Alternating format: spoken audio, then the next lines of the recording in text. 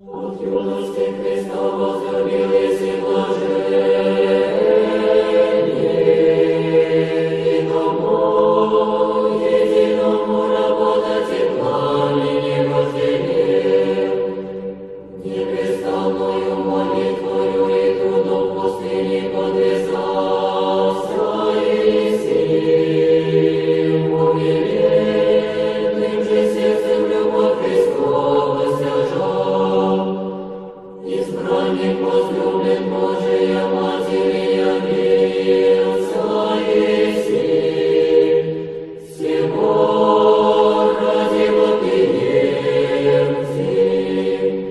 Спасай нас молитвами Твоими, сиротами преподобный Отче наш.